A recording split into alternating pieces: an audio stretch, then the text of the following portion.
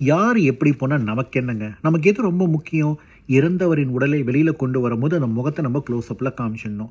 அந்த உடலை பார்த்து அவருடைய மனைவியோ மகனோ மகளோ இல்லை சொந்தக்காரங்களோ நண்பர்களோ அழும்போது அவங்க அழறத க்ளோஸ்அப்பில் ஒரு வீடியோ எடுத்து ஒரு சோகமான பேக்ரவுண்ட் மியூசிக்கும் போட்டு உடலை பார்த்து கதறி அழுத மகன், உடலை பார்த்தவுடன் கதறி அழுத மனைவி, நண்பன், கண்ணீர் மல்க பேட்டி அப்படின்ட்டு ஒரு டைட்டிலையும் போட்டு நம்ம சேனலில் எல்லாரையும் பார்க்க வச்சு நம்ம டிஆர்பி ரேட்டிங் ஏற்றுறது. அதனால நமக்கு ரொம்ப முக்கியம். எவன் எப்படி போனால் நமக்கு என்ன கவலை? ரொம்ப கேவலமாக இருக்குங்க. ஒரு மனுஷன் வாழ்க்கையில் எப்போ திரும்ப உடஞ்சி போவான்? தன்னை நேசித்த ஒருவரோ இல்லை தன்னை நேசிக்கும் ஒருவரோ இந்த உலகத்தில் இதுக்கு மேலே நம்ம கூட இருக்க மாட்டாங்க அப்படின்னு ஒரு நொடி உணர்றான் தெரியுங்களா? அந்த நொடி மனுஷன் உடஞ்சே போயிடுவாங்க. அந்த நேரத்தில் அவனுக்கு தேவை ஒரு ப்ரைவசி, தம் மனம் விட்டு அழணும். அந்த இடத்த கூட நம்ம அவங்களுக்கு கொடுக்க மாட்டோம்ல. இன்றைக்கி காலையில் திரு பாக்கியராஜ் அவருடைய உடல் வெளியில் வரும்போது ராதிகா அம்மா அப்படி சொல்கிறாங்க, நாங்கள் நடிகர்கள் தான், உங்களுக்கு டிஆர்பி ரேட்டிங் வேணும்னா நாங்கள் நடித்து கொடுக்குறோம், நாங்களும் மனுஷங்க, எங்களுக்கு ப்ரைவசி கொடுங்கன்னு கேட்குறாங்க. ஒரு 2 வாரத்துக்கு முன்னாடி திரு பாரதி ராஜா அவருடைய இறுதி சடங்குலையும் இதே மாதிரி தான் நடந்தது.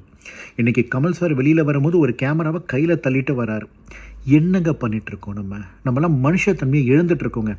இந்த பத்திரிகையாளர்கள் எல்லாமே, நியூஸ் சேனல் எல்லாமே இந்த டிஆர்பி ரேட்டிங்காகவும் அதை வச்சு கிடைக்கிற பைசாக்காகவும் அதை வச்சு நம்ம என்ன பண்ண போகிறோம்? 2 நாட்களுக்கு முன்னாடி அவர் உயிரோடு இருந்தார். இன்றைக்கி காலையில் வாக்கிங் போயிட்டு வந்து அவர் இல்லைங்க. அவ்வளோதாங்க வாழ்க்கை. இந்த வாழ்க்கையில் ஏன் தான் இப்படி இதெல்லாம் புரிஞ்சிக்காம, மனுஷனுக்கு சக மனுஷன் மதிப்பும் மரியாதையும் கொடுக்காம, ஒருத்தர் கஷ்டத்தில் இருக்கும்போது நம்ம அந்த அந்த அந்த அவங்க கஷ்டத்தில் இருக்காங்களேன்னு அதை கூட நம்ம புரிஞ்சிக்காம ஒரு மனிதாபிமான ஒரு செயலை நம்ம பண்ணிகிட்ருக்கோம்னு நினைக்கும் போது எனக்கெல்லாம் ரொம்ப வருத்தமாக இருக்குது, கேவலமாக இருக்குங்க. இதெல்லாம் நிற்கணும், இதெல்லாம் நிறுத்தணும். என்ன தான் செலிபிரிட்டி என்ன அப்படி இருந்தாலும் அவங்களுக்கும் மனுஷங்க தானே, அந்த உணர்வை நம்ம புரிஞ்சுக்கணுங்க. அதெல்லாம் புரிஞ்சுக்காமல் இதெல்லாம் பண்ணிகிட்ருக்கேன் இந்த பத்திரிகையாளர்களை நான் என்ன சொல்கிறதுன்னு தெரியல.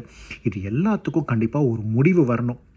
இதுக்கு இந்த பத்திரிகையாளரின் அந்த அசோசியேஷனோ இல்லை இது எந்த துறையை யார் இதுக்கு பொறுப்பு எடுத்துப்பாங்கன்னு எனக்கு தெரியாது. ஆனால் அவங்க இந்த மாதிரி விஷயம்லாம் திருப்பி நடக்காமல் ஒரு அசம்பாவிதமோ இந்த மாதிரி ஒரு நிகழ்வு நடந்தால் அது எப்படி ஹேண்டில் பண்ணுன்ற ஒரு மெச்சூரிட்டியை அவங்களுக்கு கொடுக்கணும்னு சொல்லிட்டு இந்த பதிவு மூலயமா நான் கேட்டுக்கிறேன்.